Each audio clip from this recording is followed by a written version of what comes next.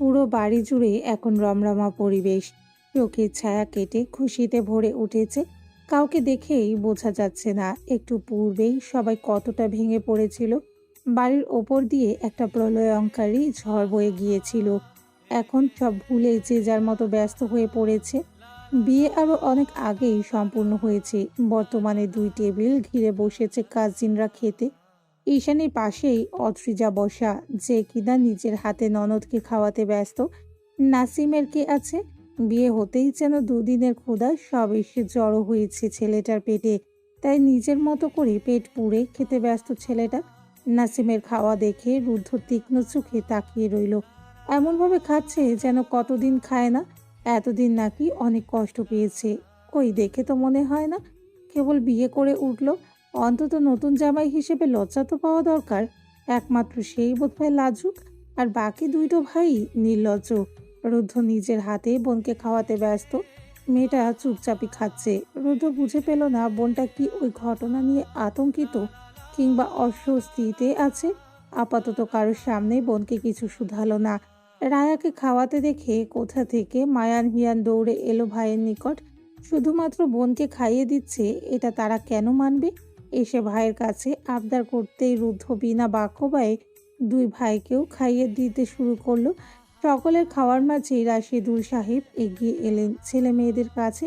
পাশে দাঁড়িয়ে নাসিমের পানে তাকিয়ে ভরাট কণ্ঠে শুধালেন, তোমাকে বললেও তো এ বাড়িতে থাকো না, তাই জিজ্ঞেস করছি, এই রাতে কি ঈশানীকে নিয়ে ফিরে যেতে চাও, নাকি রাতটুকু এই অধম বাপের বাড়িতে কাটাতে চাও?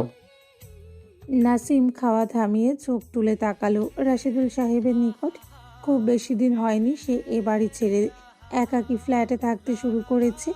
এতে কারোরই মত ছিল না, তবে সে চেয়েছিল বিধায় কেউ বাধাও দেয়নি।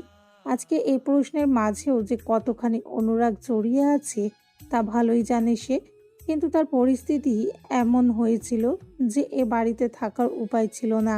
আর যখন একা একা শুরুই করেছে থাকতে, তখন বিয়ের পর যদি আবার এখানে থাকতে শুরু করে, তাহলে সবাই কি ভাববে? তবে আজকের রাতটা ভিন্ন। এক রাত্র থাকাই যায়।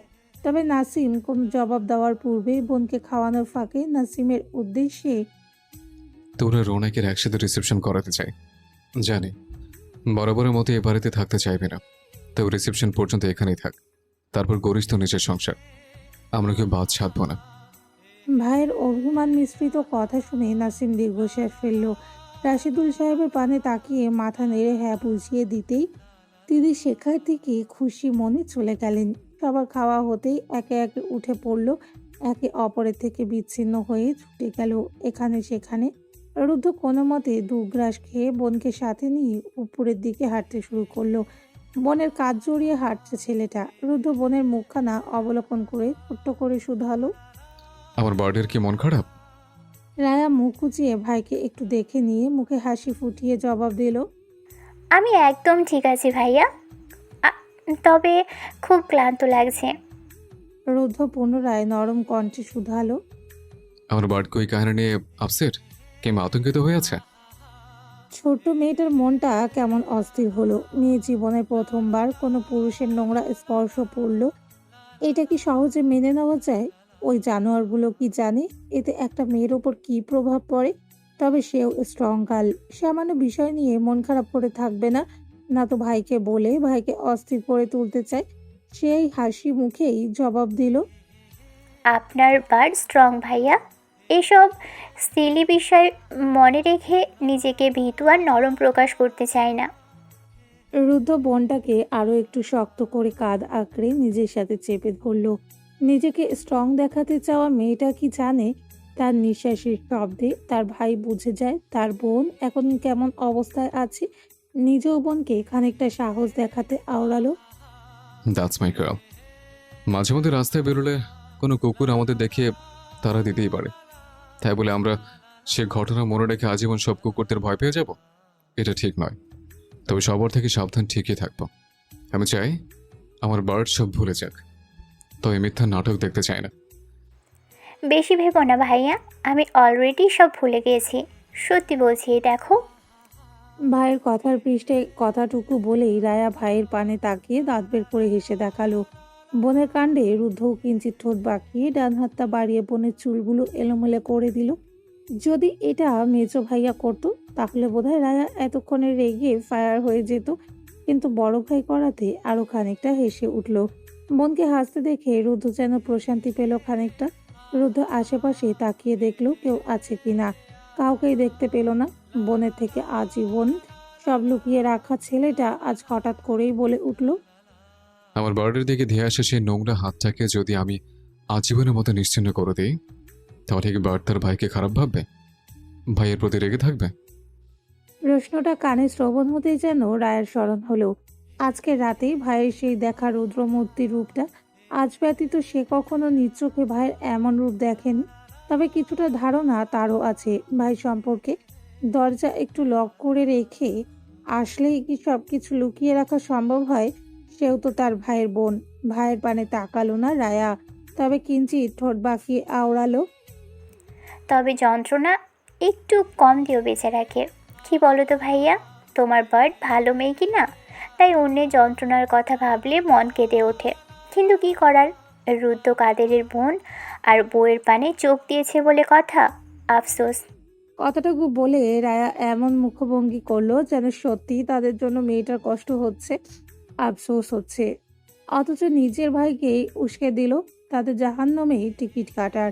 রুদ্র শুষ্ক হেসে থেমে বোনের গাল দুটো টেনে দিল। বোনের চুলের ওপর একটা স্নেহের চুমো খেয়ে কানে কানে আওড়ালো, ওকে, দেন এটা আমাদের দুজনের সিক্রেট।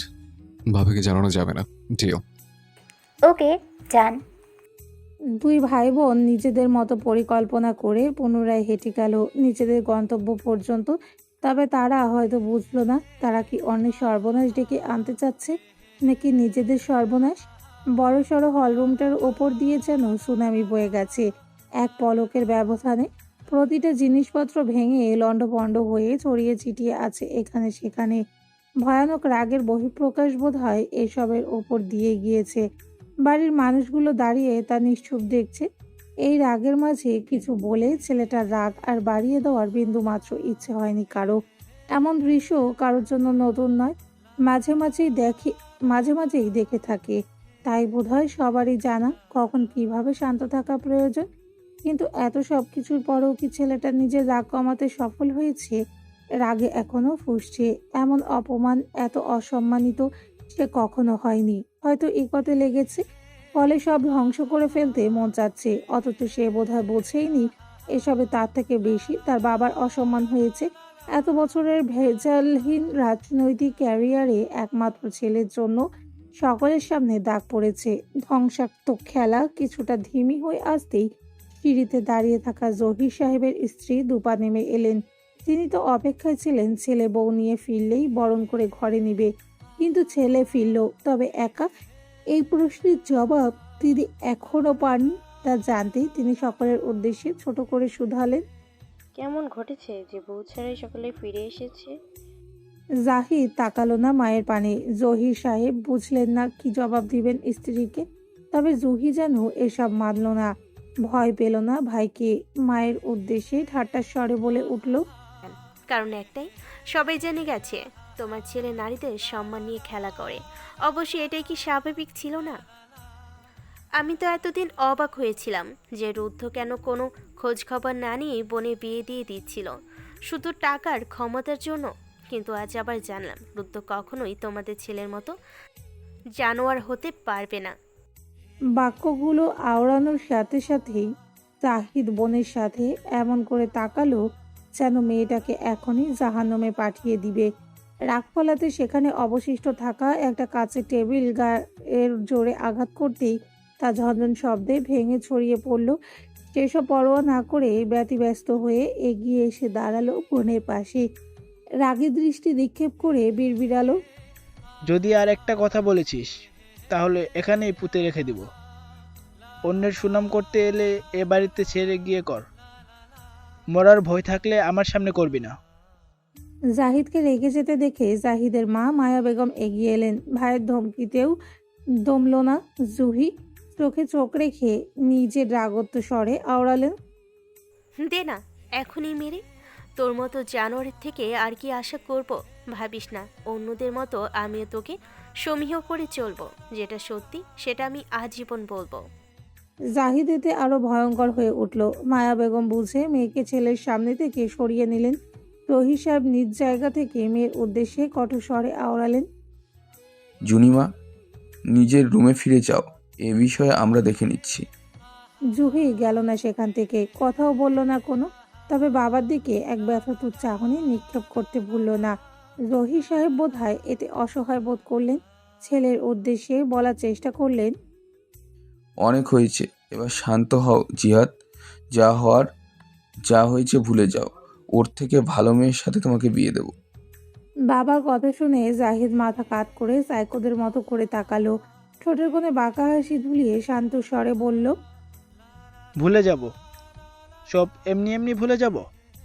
এত অপমান, এত অসম্মান সব এত দ্রুত ভুলে যাব। আর এই আমার মুখের ক্ষত দেখছো, এসব ভুলে যাব বলছো? হাউ সিলি আব্বু। জহির সাহেব কি বলবেন ছেলেকে বুঝলেন না। এর মাঝে জাহিদ শান্ত রূপ থেকে বেরিয়ে পুনরায় রাগী স্বরে চিৎকার করে বলে উঠল, সম্ভব নয় আমার দ্বারা। না তো ভুলতে চাই, জাস্ট শেষ করে দেব ওই রুদ্রকে। তাদের জন্য ও আমার গায়ে হাত দিয়েছিল, আমি জাস্ট তাদের নাম আর নিশানা মিটিয়ে দিব। ওই রুদ্রকে একদিন আমার পায়ে পরে গিরগিরাতে দেখতে চাই। আমি শেষ করে দিব রুদ্র আর ওর পরিবারকে। ভাইয়ের কথা শুনে জুহির ঘৃণা হলো ভাইয়ের প্রতি। মায়া বেগম চঞ্চল নেত্রে তাকালেন। মা হয়ে তিনি এক পশু গর্ভে ধারণ করেছিলেন, কিন্তু করার মতো কিছুই নেই, চুপচাপ দেখা ছাড়া। ছেলের কথা এবার বোধহয় জহির সাহেব রেগে গেলেন। ধমকে বলে উঠলেন, বাড়াবাড়ি করো না জাহিদ। রুদ্র কিংবা ওর পরিবারের দিকে ভুলেও চোখ দিবে না। বলেছি তো, ওর থেকেও ভালো মেয়ে এনে বিয়ে দিব তোমাকে। বিয়ে? মাই ফোর্ট। অমন মেয়ে রোজ রাতে আমার বিছানায় গড়াগড়ি খায়। আমি তো শুধু ওই রুদ্রর শেষ দেখতে চাই। আর এবার যদি তুমি ভুল করেও আমার পথের কাঁটা হও, তাহলে তোমাকে সরিয়ে দিতে দুবার ভাববো না। ভেবো না বাপ বলে তোমাকে বারবার ছেড়ে দেব। জহির সাহেব কথাগুলো শেষ করতে না করতেই ভয়ঙ্কর কণ্ঠে কথাগুলো আওড়ালো জাহিদ। বাবার পানে রক্তচক্ষু নিক্ষেপ করে শান্ত হুঁশিয়ারি দিল। জহির সাহেব ভয় পেলেন না, তবে নিজেকে ব্যর্থ বাবা মনে করে ভেঙে পড়লেন বোধহয়। এমন বাবা আছে বুঝি যে ছেলের জন্য এত কিছু করেও সেই ছেলের মুখেই মৃত্যুর ধমকি শুনতে হয়। মায়া বেগম স্বামীর অসহায়ত্ব বুঝলেন। বাবার সামনেই ছেলেকে এভাবে বলতে দেখে ঘৃণ্য চাহনি নিক্ষেপ করলো তিনি। প্রচণ্ড রাগও হলো ছেলের প্রতি। রেগে কিছু বলবেন তার আগেই ছেলেটা গটগট পায়ে সেখান থেকে সদর দরজা পেরিয়ে চলে গেল। কোথায় গেল কে জানে। হয়তো নিজের মতো আরেকটা জানোয়ার যে এখন হাসপাতালের বেডে শায়িত, তাকে দেখতে যাচ্ছে। যেখানেই যাক, আমলে নিলেন না কেউ। মায়া বেগমের চোখ দুটো থেকে দুঃখের অশ্রু ঝরে পড়ল। ছেলেটাকে থামানোর সাধ্যই নেই ওনার। হাজার চেষ্টা করলেও কোনো বাঁধ মানবে না ছেলেটা। হতাশ হয়ে মেয়েটার হাত ধরে বড় বড় কদম ফেলে সিঁড়ি বেয়ে উপরে উঠে গেলেন। ঝুঁকি যেতে যেতে করুণ চোখে একবার বাবার দিকে তাকিয়ে দেখল। নিচে থেকে গেলেন শুধু জহির সাহেব। দীর্ঘশ্বাস ফেললেন তিনি। অপারগ তিনি এক সার্ভেন্টকে ডেকে রুমটা পরিষ্কার করতে বললেন। জাহিদ নেই বিধায় দুজন সার্ভেন্ট নির্ভয়ে এসে সব পরিষ্কার শুরু করলেন। জহির সাহেব সব পাশে রেখে নিজেই ফোনটা বের করে কাউকে কল লাগালেন। ছোট্ট করে লোকটার উদ্দেশ্যে বললেন, কোথায় যাচ্ছে খেয়াল রাখ। প্রতিটা মুহূর্ত চোখে চোখে রাখবে, যেন কোনো ভুল না হয়। বিয়ে খাওয়া দাওয়া সব শেষ হতে হতেই রাত 12টা পেরিয়ে গেল। তাই আর ঘটা করে বাসর সাজানো হলো না কারোর। হয়তো আগে থেকে জানা থাকলেই সবই হতো। তবে টাকা উসুলের খাতিরে কাজিন গ্রুপ বাগান থেকে কটা গোলাপ ছিঁড়ে এনে তার পাপড়িগুলো ছড়িয়ে দিয়েছে শুভ্র বিছানার উপর। বাসর সাজানোর জন্য ঈশানীর রুমটাই বরাদ্দ করা হয়েছে। নিয়ম অনুযায়ী ঈশানীকে ভেতরে রেখে দরজার সম্মুখে দাঁড়িয়ে আছে বাড়ির মেয়ে বউরা। রোনাক নাসিমকে টেনে নিয়ে আসলো রুমের সম্মুখে। সবাই হয়তো বাসর রাত নিয়ে অন্যরকম স্বপ্ন আর অনুভূতি থাকে। সে তো বিয়ের স্বপ্নই দেখেনি, তা বাসর নিয়ে কি ভাববে আর। কিন্তু নাসিমের এখন ভয় করছে, না জানি ভেতরে যাওয়ার পর মেয়েটা তার সাথে কি করে। নিশ্চয়ই রেগে আছে খুব, কি করে লাঘব করবে তা। আর দরজার সামনে এতগুলোকে একসাথে দেখে আরও ভড়কে গেল। স্মরণে এলো তার কাছে তো টাকাই নেই, শুধু রায়া আর প্রিয়তা হলেও মানিয়ে নেওয়া যেত। কিন্তু সবগুলোই তো প্রায় ঈশানীর চাচাতো ফুফাতো বোন। মেয়েগুলো তাকে আজ নাজেহাল না করেই ছাড়ে। সে অসহায় হয়ে তাকালো রোনাকের পানে, কিন্তু রোনাক কিছুই বুঝলো না। রোনাক এসেই সবার উদ্দেশ্যে বলে উঠল, আরে সবাই এখানে ভিড় করছো কেন? যাও সবাই, নাচিম ভেতরে যাবে। সবার আগেই প্রিয়তা স্বামীর ওপর খেপে গিয়ে আওড়ালো, এই যে তৃতীয় পক্ষ, দূরে থাকুন। নিজের বাসরে তো টাকা দেওয়ার মুরুদ হয়নি, এখন নাসিম ভাইয়ের হয়ে নাক গলাতে আসেন না, না হলে নাক পুরো ভেঙে দিব।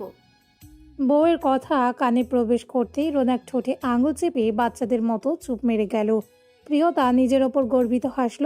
বাকি সবাই এতে খিলখিল করে হেসে উঠল। সবাই নাসিমের দিকে হাত বাড়িয়ে দিয়ে একযোগে বলে উঠল, দ্রুত টাকা দিন নাসিম ভাইয়া, না হলে আজ আর ভেতরে প্রবেশ হচ্ছে না আপনার।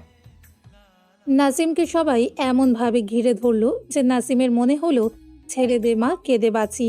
এমন একটা অবস্থা, হাত দিল প্যান্টের পকেটে। টাকা তো দূর, ওয়ালেটটাই পেল না। বোকা বোকা হেসে রোনাকের পানে তাকিয়ে ইশারায় বুঝালো সব ফাঁকা। রোনাকও নিজের দাঁত দেখিয়ে আওড়ালো, বলেও আমার কাছে টাকা চাস না? নিজের বাসরই দেয়নি তো তোর বাসরে আর কি দেব? দাঁড়া, ভাইয়াকে ডাকি। বলেই রোনাক ছুটে গেল। কোথা থেকে ভাইয়াকে খুঁজে সাথে করে নিয়ে ফিরল। রুদ্ধ বোধ হয় এতেও বিরক্ত, নাক মুখ কুচকে শুধালো, আমাকে এখানে কেন টেনে আনলি? সবার আগে রায়াই ভাইয়ের মতো নাক মুখ কুচকে অন্য ভাইদের উদ্দেশ্যে বলল, আই, তোমরা কি সব কিছুর জন্য আমার বড় ভাইয়াকেই খুঁজে পাও? শোনো ভাইয়া, তুমি 1 টাকাও দিবে না। বুঝি না বাসরটা কি তাদের হয় নাকি তোমার হয় যে তুমি টাকা দাও? বোনের কথায় রুদ্ধ ঠিক বুঝলো তাকে এখানে কেন আনা হয়েছে। ছেলেটা হতাশ হলো। নাসিম বোনের পানে তাকিয়ে করুণ কণ্ঠে বলে উঠল, সোনা বনু, তুই কেন আমার উপর রেগে আছিস? এই অধম ভাইকে একটু দয়া কেন দেখাচ্ছিস না? রাগ ভুলে যা না সোনা, তোকে কাল এতগুলো চকলেট কিনে দেব। ইস, সে একটু বেশি খায় বিধায় সবাই শুধু খাওয়ার লোভ দেয়। সে কি লোভী নাকি? মুখ ভেঙিয়ে বড় ভাইয়ের কাছে অভিযোগ করলো, জানো ভাইয়া, আমি একটু ছোট বলে আমার কথা কেউ মানে না। এই ছোট ভাইয়াও আমার সাথে তর্ক করছে। কেউ বুঝলো না রায়ার কোন বিষয়ে বলছে। তবে দুই ভাই বোনের মাঝে কেউ কোনো কথা বলল না। রুদ্ধ বোনকে প্রশ্রয় দিতে নাসিমের পানে কড়া চাহনি নিক্ষেপ করলো। নাসিম এতে অসহায় বোধ করে রায়ার পানে তাকিয়ে শুধালো, আমি কবে তোর সাথে তর্ক করলাম বইন? এমন অপবাদ দিস না সোনা। কেন ভুলে গেছো সে কথা? আমি বলেছিলাম একদিন তোমাদের বাচ্চাদের ফুপির ঠিক হব। মেনেছিলে আমার কথা? তা আজ কেন বিষয়টা বাসর পর্যন্ত এলো? মানে এটাই যে আমি ঠিক ছিলাম আর তুমি আমার কথা মানতে যাওনি। নাসিম হাঁ করে বড় একটা শ্বাস নির্গত করলো। তখন তো মেয়েটাকে নিজের করে পাওয়ার কথা কল্পনা করতেই ভয় করত। তাহলে বোনের সাথে সায় কি করে মেলাতো? এখন এই বাচ্চাকে কি করে বুঝাবে সে? অবশ্য এটাও বুঝলো, বিয়েতে এত কাহিনীতে বোনটাও তার ওপর অভিমান করেছে। তাই তো সকলের সাথে দাঁড়িয়ে থাকার পরেও টাকা চাইছে না। কোন মাইনকার চিপায় পড়ল সে? এখন এতগুলোর মানুষের অভিমান সে কি করে মেটাবে? পুনরায় সবাই টাকার জন্য চাপ দিতেই নাসিম বড় ভাই কানে তাকালো। রুদ্ধ চোখ সরিয়ে গম্ভীর স্বরে বলল, টাকা পয়সা নেই আমার কাছে, প্রয়োজনে বাসায় গিয়ে নিয়ে আয়, আমি দিতে পারবো না। অদ্রিজা সেখানেই ছিল। স্বামীর কথায় মিটিমিটি হাসলো। নাসিম উপায় না পেয়ে বড় ভাবির পানে তাকিয়ে অনুরোধ করে বলল, ভাবি প্লিজ আপনি একটু বলুন না ভাইয়াকে, যাতে আজকের দিনটা বাঁচিয়ে দেয় আমাকে। অদ্রিজার কিছু বলতে হলো না। তার আগেই রুদ্ধ ভারী কিশোরে বলে উঠল, আজব, উল্টে বললেই কি পকেটে টাকা চলে আসবে? আমাকে কি সবার কোটিপতি মনে হয় নাকি? নাকি বিপদের সময়ে উদ্ধারকারী মনে হয়, যে যে যে বাসরে এসে টাকার সমস্যায় পড়বে আর আমি সেই টাকা দান করে ধন্য হব? নাসিম হতাশ হয়ে হাত জোর করে বলল, ক্ষমা দাও ভাই, অনেক তো করলে রাগ। আচ্ছা যাও, টাকাগুলো মাইনে থেকে কেটে নিও, এবার তো দাও। রুদ্ধ বোধ হয় খানিকটা শুষ্ক হাসলো। তবে তা সবার অগোচরে নাসিমকে জবাব না দিয়ে মেয়েদের উদ্দেশ্যে বলে উঠল, কত টাকা চাই তোমাদের? পুরো 50,000। সবাই একযোগে বলে উঠল। নাসিমের মাথা ঘুরে উঠল। এত টাকা তো তার 2 মাসের মাইনের সমান। সব টাকা দিয়ে দিলে তার নতুন সংসার চলবে কি করে? ছেলেটা আরও টাক্সি খেলো। যখন রুদ্ধর মুখ থেকে শুনতে পেল, তোমরা অপেক্ষা করো, রুম থেকে এনে দিচ্ছে। রুদ্ধ এগিয়ে গেল নিজের রুমের দিকে। নাসিম তাকালো বোনের পানে, বোকা হেসে বলে উঠল, দেখো বনু, তোর বোন আমাকে একটু বাদেই রুম থেকে ধাক্কা মেরে বের করে দেবে শিওর। সেই কথা ভেবে অধমকে দয়া কর পাখি, এদেরকে বল টাকার পরিমাণটা কমাতে। রায়া পাত্তা দিল না, বরং মুখ বাঁকিয়ে আওড়ালো, এটাই তোমার প্রাপ্য, তাই চুপি থাকো। হাত পা ধরলেও আমি তোমার সাথে নেই। শেষ চেষ্টা বিফল হতেই নাসিম চুপ করে গেল। একটু সময় ব্যয় হতেই রুদ্ধ ফিরে এলো। মানুষের সংখ্যা বেশি আজ, তাই রুদ্ধ পুরো টাকাটাই দিল। সবাই এতে খুশিতে নেচে উঠল। দরজার সামনে থেকে একে একে সবাই সুরসুর করে সরে গেল। নাসিম বুক ফুলিয়ে শ্বাস টেনে নিচের মাঝে শক্তি জুগিয়ে নিল। তারপর ভেতরে প্রবেশ করে সবার দিকে এক ঝলক তাকিয়ে দরজাটা হাট করে বন্ধ করে দিল। দরজাটা বন্ধ হতেই রুদ্ধ এগিয়ে নিজের বউয়ের হাতখানা নিজের হাতের আজলায় পুড়ে রুমের দিকে অগ্রসর হতে হতে আওড়ালো, অনেক হয়েছে, এবার চলো একটু রেস্ট নেবে। সবাইকে পেয়ে ভুলে বসে নিজের স্বামীকে একটু সময় দিতে হয়। নাসিম ভেতরে আসতেই চোখ পড়ল বিছানায় বসে থাকা বেনারসি পরিহিত একান্ত নারীটিকে। নারীটি তার পানেই তাকিয়ে, চোখ দুটোতে অন্য মেয়েদের মতো লজ্জার রেশ নেই, আছে কেবল অব্যক্ত অভিমানেরা, যার ভার বহন করা নাসিমের ক্ষমতার বাইরে বোধ হয়। জানা নেই কতদিনে বা কিভাবে মেয়েটার অভিমান ভাঙাতে সক্ষম হবে। তারপর একটা সুন্দর ভালোবাসাময় সংসার তৈরি হবে তাদের দুজনের। ইচ্ছেতে হলো এখনই মেয়েটার কাছে ছুটে যেতে, কাছ থেকে দু চোখ ভরে দেখতে, কিন্তু সাহস হলো না। এগিয়ে গিয়ে বসলো রুমের কর্নারে রাখা কাউচটায়, তবে চোখ সরালো না। বউয়ের থেকে ছোট্ট করে আদেশ দিল, ফ্রেশ হয়ে আসুন ঈশানী, শাড়িটা অবশ্যই চেঞ্জ করবেন। বিয়ের সময় তো বেশ তুমি করে বলছিল, এখন আবার আপনি? মনে মনেই মুখ ভাঙালো ঈশানী, তবে মুখে কিছুই বলল না এ বিষয়ে। শক্ত কণ্ঠে জানতে চাইল। কেন? নাসিম মুখ ফসকেই বলে উঠল, এই সাজ আপনি অন্যের জন্য সেজেছিলেন, তাই দেখতে ভালো লাগছে না। ঈশানীর বুকটা ধরপড় করে উঠল। মানছে সে মায়ের জোড়াজুড়িতে অন্য কাউকে বিয়ে করতে রাজি হয়েছিল, কিন্তু ছেলেটা আগে থেকে যদি তাকে চাইতো তাহলে হয়তো আজ গল্পটা অন্যরকম হতো। এই সাজ অন্য কারোর জন্য না হয়ে এই ছেলেটার জন্য হতো। অভিমানে দূরে না থেকে খুব কাছাকাছি থাকা হতো এখন। চোখ দুটো ভরে উঠতে চাইলো, জোর গলায় বলতে ইচ্ছে করলো, এটাই আপনার শাস্তি। চোখ মেলে দেখুন, আমি অন্য কারোর হয়ে যাচ্ছিলাম। যখন সেটাতেই ফারাক পড়েনি, তখন সাজ দেখে কেন ফারাক পড়বে? কথা বাড়ালো না ঈশানী, চোখের পানি আড়াল করতে দ্রুত উঠে পড়ল। বিয়ের জন্য যে শপিং করে এনেছিল সেখান থেকেই একটা শাড়ি নিয়ে দ্রুত ওয়াশরুমে চলে গেল। খানিক সময় বাদে ফ্রেশ হয়ে চেঞ্জ করে বের হলো মেয়েটা। চোখে মুখে পানির ছিটা পড়ায় দেখতে স্নিগ্ধ লাগছে। মেকআপের আস্তরণ উঠে যাওয়ায় এখন যেন এক অন্যরকম মাধুর্য এসে ঘিরে ধরেছে। মেয়েটাকে সেই রূপ দেখে প্রেমিক পুরুষ প্রশান্তির সাগরে ডুব দিল। ইচ্ছে হলো দৌড়ে গিয়ে মেয়েটাকে বুকের ভেতর ঠেসে ধরতে। এবারও কাছে আসা হলো না।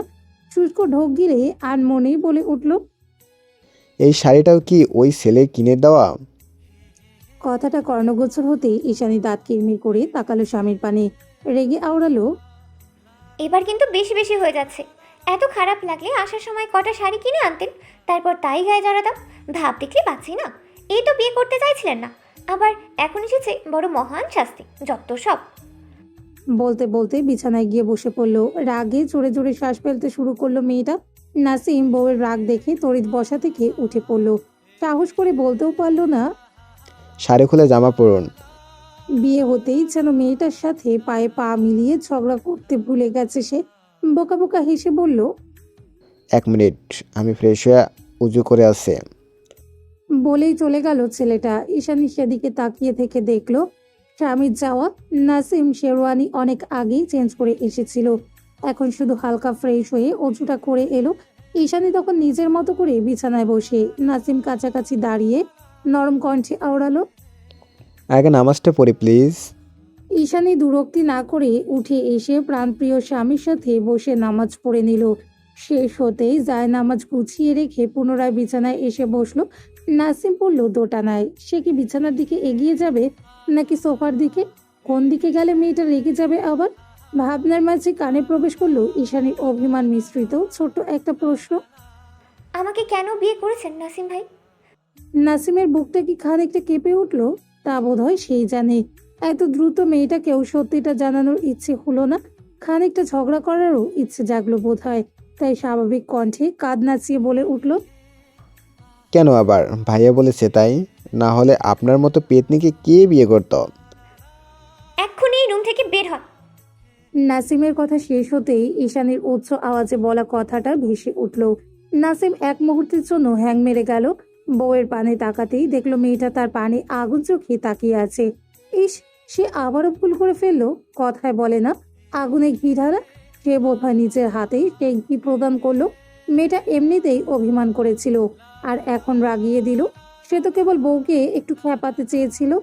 লড়াই তাদের ভালোবাসার একটা অংশ, তাই বলে মেয়েটা তাকে এমন একটা রাতে রুম থেকে বের করে দিবে?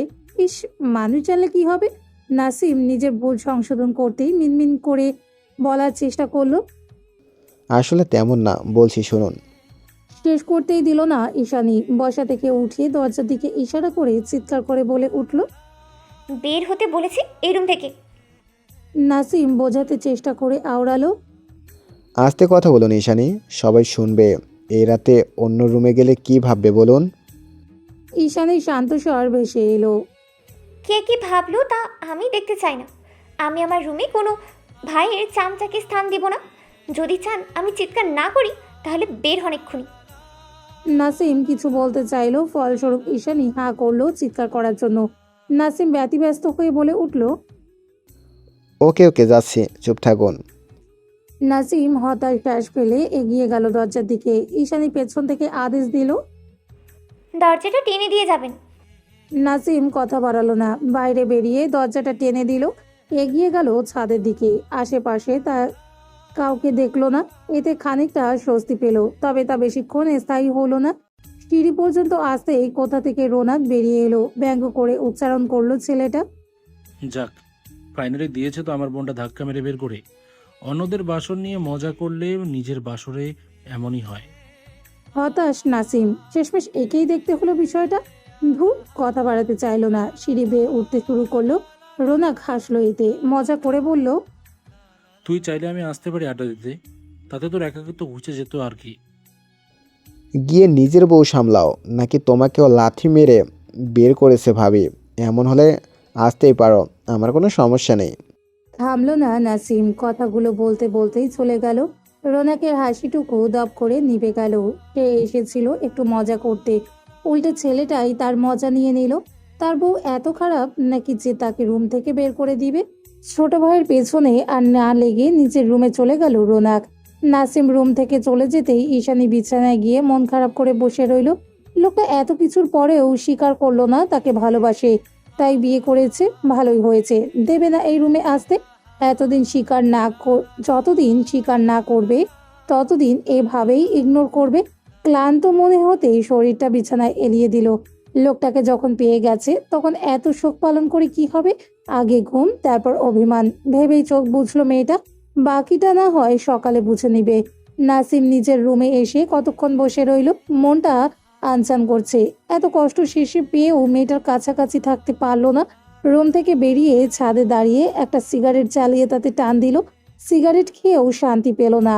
এমন অশান্ত অস্থিরতা নিয়ে সে কিভাবে রাত পার করবে? মেয়েটা এত কেন কঠোর হচ্ছে? সে না বললেও কি মেয়েটা বোঝে না যে সে তাকে ভালোবাসে, তাই বিয়ে করেছে? আরো অনেকটা সময় ব্যয় করলো ছাদে। এতক্ষণে বোধহয় সকালে ঘুমিয়ে কাঁদা। নাসিমের আর ধৈর্য হলো না। অশান্ত মনটাকে শান্ত করতে পুনরায় ছুটে গেল দোতলায়। নির্দিষ্ট কক্ষের সামনে এসে জোরে একটা শ্বাস ফেলে ভেতরে প্রবেশ করলো। বিছানার দিকে তাকাতেই দেখলো মেয়েটা ঘুমে বিভোর। এতে নাসিম স্বস্তি পেল। এগিয়ে গেল মেয়েটার নিকট। মেয়েটার মুখখানা কাছে থেকে দেখার অভিপ্রায়ে মেয়েটার মাথার কাছাকাছি নিচে দু হাঁটু ভেঙে বসে পড়লো। তারপর মুগ্ধ দৃষ্টিতে তাকালো ঘুমন্ত মায়াবী মুখখানার দিকে। কেবল তাকিয়েই রইল। ছেলেটা এত যুগ বাদ এসেছে বোধহয়। হৃদয়ে খানিকটা সুখের দোলা অনুভব করলো। অধর কোণে প্রশান্তিকর হাসি ফুটে উঠল। ছেলেটা আবেগে আপ্লুত হয়ে মেয়েটার দিকে সারারাত কেবল তাকিয়েই রইল। দেখতে দেখতে কখন চোখের তারায় এসে ঘুম ধরা দিল তা নিজেও বুঝলো না। সেইভাবেই মাটিতে বসে থেকে বিছানার উপর মাথা ঠেকিয়ে চোখ বুজে নিল ছেলেটা। রুদ্ধ বউকে নিয়ে রুমে প্রবেশ করেই আগে দরজাটা লক করে দিল। মনটা তখন থেকে শুধু বউ বউ করছে, কিন্তু মেয়েটার আসার নামই ছিল না। কখন থেকে অপেক্ষা করছিল রুমে আসতেই কেমন গরম অনুভব হলো রুদ্ধর। জামাটা খোলার জন্য হাত রাখলো বোতামের ওপর। হঠাৎ কি ভেবে অর্ধাঙ্গিনীর পানে তাকিয়ে দেখে উঠল কাছে আসো বেগম যান। অদ্রিজা রাতে পোশাক বের করতে চাইছিল। স্বামীর ডাক পেয়ে দুরক্তি না করে কাছে এগিয়ে এসে দাঁড়াতেই রুদ্ধ শান্ত স্বরে বলে উঠল। আমার জামাটা খুলে দাও। অদ্রিজা খানিকটা ভ্রু কুচকে তাকিয়ে জবাবে আওড়ালো। নিজেই খুলে নিন না, আমাকেও তো চেঞ্জ করতে হবে। আমি চেঞ্জ করিয়ে দেবো, কিন্তু আগে আমার শার্টটা খুলে দাও, ভীষণ গরম লাগছে। একবার যখন বলেছে তখন এই লোক তাকে দিয়েই শার্টটা খোলাবে, এর কোনো ভুল নেই।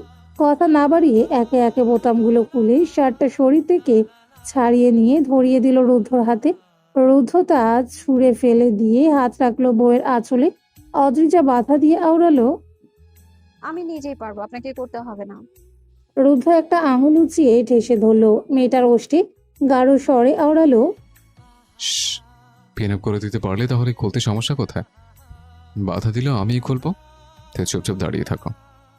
অদ্রিজা সেখানেই চুপ হয়ে গেল। সে নিশ্চিত এই লোক এখন তার সাথে পাগলামো শুরু করবে। শরীর ক্লান্ত লাগছে তার, কিন্তু মুখে কিছুই বলল না। এই কটা দিন লোকটা তার সাথেও ভালো করে কথা বলেনি, আজ না হয় একটু পাগলামি সহ্য করুক ভেবে মুচকি হেসে বলল। আপনি আমাকে কেন বলেননি যে আপনি ঈশানী আপুর বিয়ে ভাঙার তোড়জোড় করছিলেন? বলার মতো কিছু ছিল না, যদি না পারতাম ছেলেটা ভালো হলে বিয়ে দিয়েই দিতাম। অদ্রিজা হাসলো। এত কিছু করেও স্বীকার করছে না সে বোনের বিয়ে নাজিম ভাইয়ের সাথে ছাড়া দিতই না। হঠাৎ অন্য কিছু ভেবে অদ্রিজা মুখটা পাঞ্চে করে শুধালো। আপনি এটা কেন বলেননি যে আপনি গান গাইতে পারেন? আপনি আমাকে কখনোই কিছু বলেন না। রুদ্ধ ততক্ষণে সব সেফটি পিন গুলো এক এক করে খোলা শেষ। মেয়েটার দিকে তাকিয়ে দেখলো শুকনো মুখখানা এক টানে মেয়েটার শরীর থেকে শাড়ি ছাড়িয়ে তার জামার মতো ছুঁড়ে ফেলে দিল। পরক্ষণে মেয়েটার গলার ভাঁজে মুখ গুজে দিয়ে আওড়ালো। আমি কোনো প্রফেশনাল সিঙ্গার নই শোনা, ভার্সিটিতে বন্ধুদের সাথে কোনো মতে একটু আড্ডা দেওয়ার হতো, সেভাবে শেখা। কখনো সময় হয়নি বা মাথাতে আসেনি বিষয়। তা তোমার পছন্দ হয়েছিল তো গান? শেষের প্রশ্নটা শুনতেই অদ্রিজার মুখে পুনরায় হাসি ফুটল। স্বামী দেখতে পেল না, তবুও হাত প্রসারিত করে দেখিয়ে আওড়ালো। পছন্দ হয়েছে মানে? এতগুলো পছন্দ হয়েছে, কখনো কখনো আমাকে একান্তভাবে গান গেয়ে শোনাবেন তো? আমার পাখিকে না করব এমন সাথী এমপির আছে বুঝে? অদ্রিজা প্রসন্ন হাসলো। মেয়েটা সন্ধ্যার ঘটনা ভুলে গেছে দেখে খুশি হলো রোদ। মেয়েটার গলা জুড়ে চুমোর বর্ষণ ঘটাতে শুরু করলো। অদ্রিজা হঠাৎ বাধা দিয়ে বলল। আগে ফ্রেশ হয়ে আসুন, আপনার শরীর থেকে ঘামের গন্ধ আসছে, আমাকেও তো ফ্রেশ হতে হবে। বাধা পড়ায় রুদ্ধবোধ হয় খানিকটা বিরক্ত হলো, বউকে ছেড়েই সোজা হয়ে দাঁড়ালো। নিজেই অনুভব করলো তার শরীর থেকে ঘামের গন্ধ বের হচ্ছে। হওয়াটাই স্বাভাবিক। সময় ব্যয় না করে মেয়েটাকে কোলে তুলে নিয়ে ওয়াশরুমে প্রবেশ করলো। অদ্রিজা বাদ সাধলো না। রুদ্ধ নিজের হাতেই মেয়েটাকে ফ্রেশ করিয়ে দিয়ে রুমে পাঠিয়ে দিল। তারপর নিজে গোসল সেরে নিল। রুদ্ধ পোশাক না নেওয়াতে একটা টাওয়াল কোনো মতে কোমরে পেঁচিয়ে অন্য একটা দিয়ে মাথা মুছতে মুছতেই বের হলো। আসতেই দেখলো বউ তার পোশাক পরিধান করে নিয়েছে। রুদ্ধ হাতে টাওয়ালটা ফেলে দিয়ে দ্রুত পায়ে গিয়ে মেয়েটাকে কোলে তুলে নিয়ে বিছানার দিকে এগিয়ে গেল। মেয়েটাকে শুয়ে দিয়ে নিজেও নিজের ভর মেয়েটার উপর ছেড়ে দিল। অদ্রিজা খানিকটা ভরকে গেল। রুদ্ধ ততক্ষণে মেয়েটাকে পুনরায় চুমোতে ভরিয়ে তুলতে ব্যস্ত। স্বামীর কাণ্ডে অদ্রিজার খুব হাসি পেল, খানিকটা হেসে শুধালো। মাঝে মাঝে আপনি এত পাগলামো কেন করেন বলুন তো? রুদ্ধ বউয়ের নাকে নাক ঘষে আবেশিত কণ্ঠে জবাব দিল। হরমোনাল অ্যাটাক পাখি, পাখিটা বুঝে নিও। অদ্রিজা ঠিক বুঝলো। এতে হাসির পরিমাণ বৃদ্ধি পেল। হাস্যবদনে বলে উঠল। বয়স তো কম হলো না আপনার, তবু বাচ্চাদের মতো পাগলামো করেন আপনি। বয়সের কথা শুনতেই রুদ্ধ থেমে গিয়ে বউয়ের মুখখানা পরোক্ষ করলো। পরক্ষণে বউয়ের ওষ্ঠ ক্রমাগত শুকনো চুমো খেতে খেতে অভিযোগের স্বরে বলল। বয়সকে টেনে এনো না সুইটহার্ট, সব দোষ তোমার।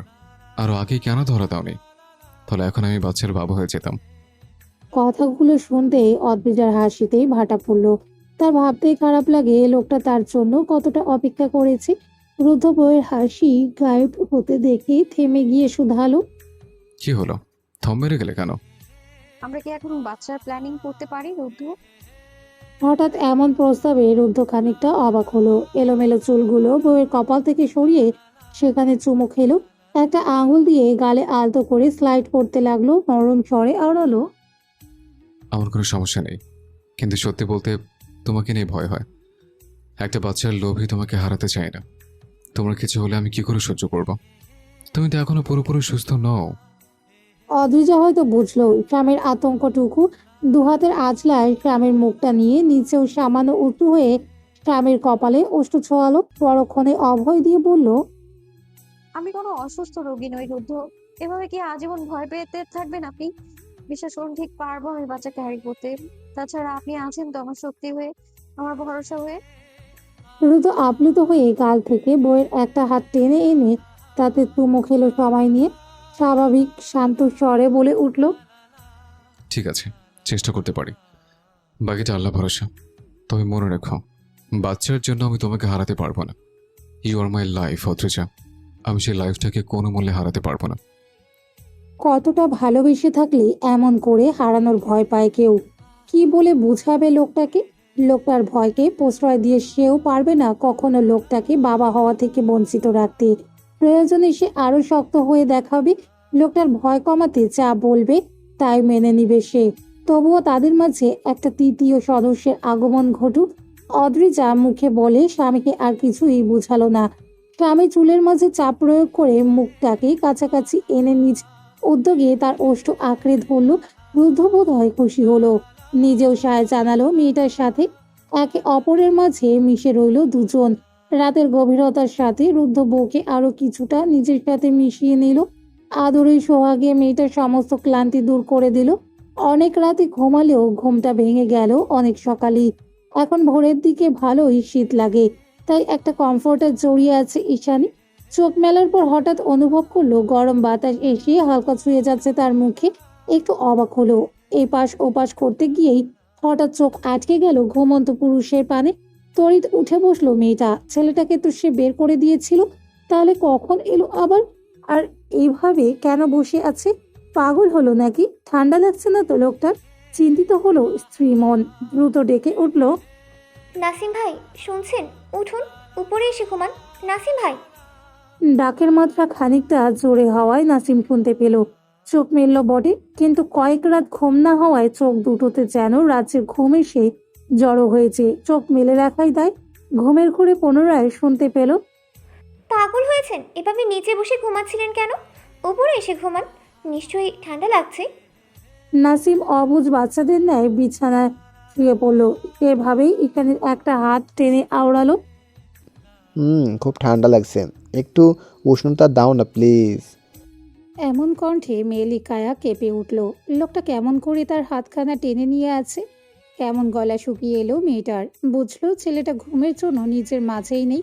আলতো হেসে খানিকটা নিচু হয়ে খুব কাছ থেকে অবলোকন করলো স্বামীর মুখখানা। এত কষ্টের পর ঘুম ভেঙে এমন সুখ নসিবে মিলবে ভাবেনি। এখনো তো ভাবতে বুক কাঁপে সে অন্য কারো হয়ে যাচ্ছিল। তার খানিকটা দায় এই ছেলেটারও। ভাবতেই আবার অভিমান জমা হলো মন গহীনে। অভিমানী কণ্ঠে একাকী বিড়বিড় করে উঠল, আপনার শীত লাঘব করতে তো বড্ড ইচ্ছে হচ্ছে নাসিম ভাই, কিন্তু এখন নয়। যতদিন আপনি নিজের মুখে স্বীকার না করছেন যে আপনি আমাকে ভালোবাসেন, ততদিন আপনাকে এভাবেই চালাব। বুঝেছেন নিষ্ঠুর পুরুষ? কথা শেষ করে নিজের হাতখানা সন্তর্পণে ছাড়িয়ে নিল স্বামীর হাত থেকে। নিজে সরে সযত্নে কমফোর্টার টেনে জড়িয়ে দিল স্বামীর গায়ের ওপর দিয়ে। তারপর উঠে ফ্রেশ হতে চলে গেল ওয়াশরুমে। দুজনের কেউই জানলো না একে অপরকে কতটা মুগ্ধতা নিয়ে অবলোকন করে গেছে সময় নিয়ে। কেউই জানলো না এই দূরত্বে দুজনেই ছটপট করেছে। একজন অপেক্ষায় আছে ছেলেটা কখন সব স্বীকার করবে, আর একজন চেয়েও সত্যিটা বলতে পারছে না। হয়তো খানিকটা অস্বস্তি লাগছে, আবার হয়তো শব্দেরা গলায় ভিড় জমে আছে। শুধুমাত্র সঠিক সময়ের অপেক্ষা। নতুন করে টাটকা ফুলের ঘ্রাণে মাতোয়ারা বাড়ি সর্বত্র জুড়ে। হই হুল্লোড়ে মেতে আছে বাচ্চা থেকে বয়স্ক লোক পর্যন্ত।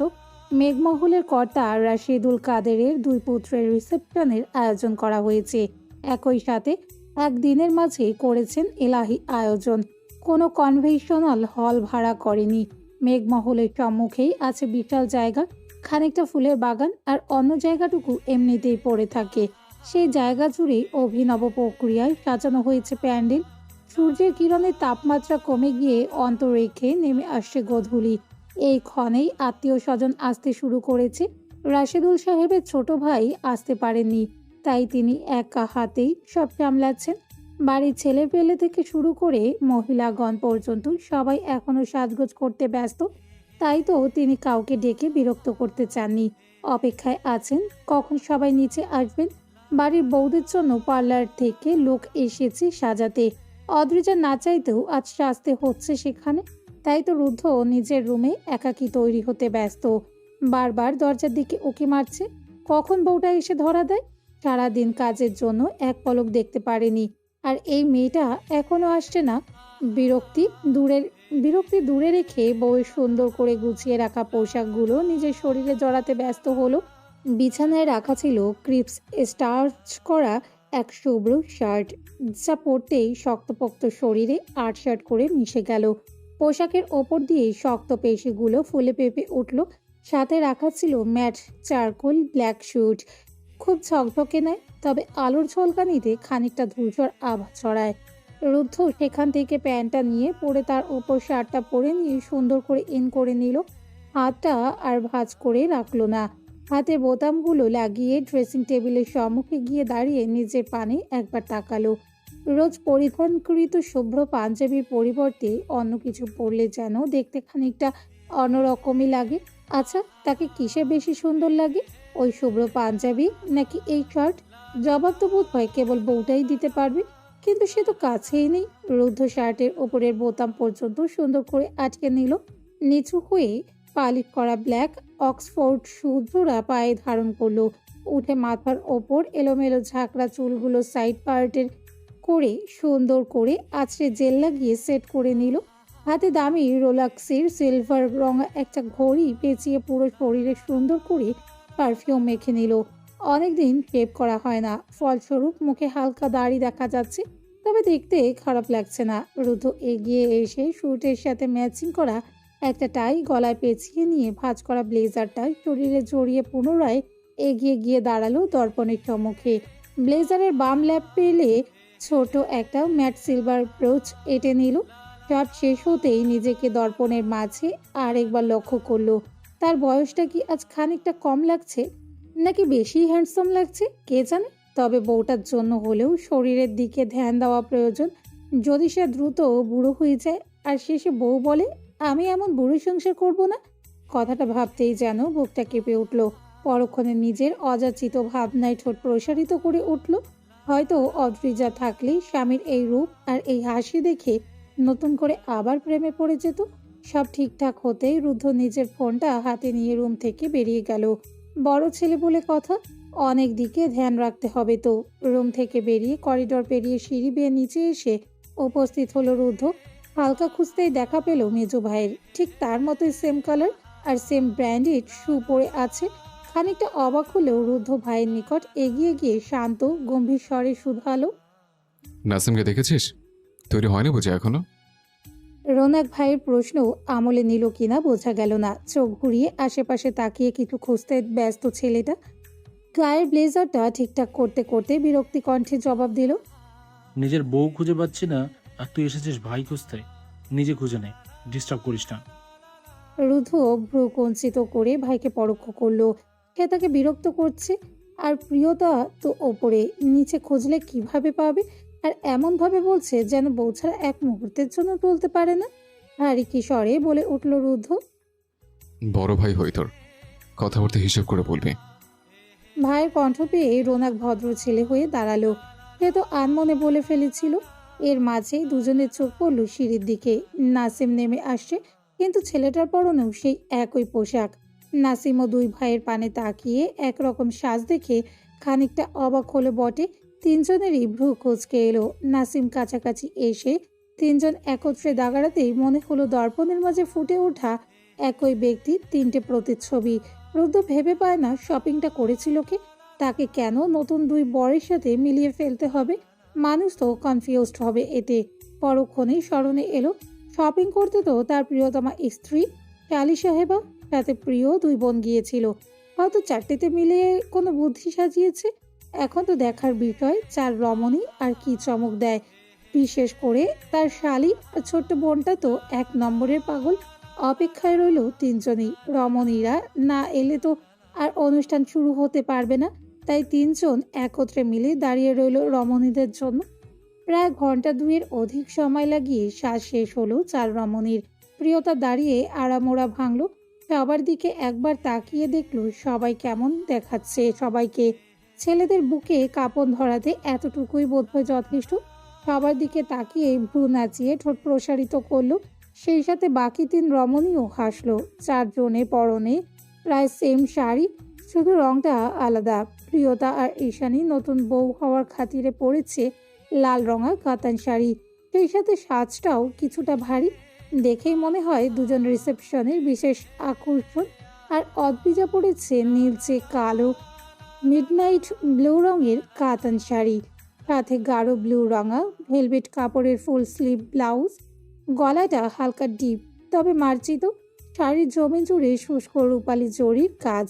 ফর্সা শরীরে শাড়িটি যেন অন্যরকম মাধুর্য বয়ে এনেছে। অদ্রিজার ঢেউ খেলানো কোমর সমান চুলগুলো খোলা, শাড়ির আঁচলটা বাম কাঁধ নিয়ে নিচ পর্যন্ত ছেড়ে দেওয়া। ওদের দুজনের মতো ভারী মেকআপ না করলেও হালকা মেকআপ করেছে মেয়েটা আজ।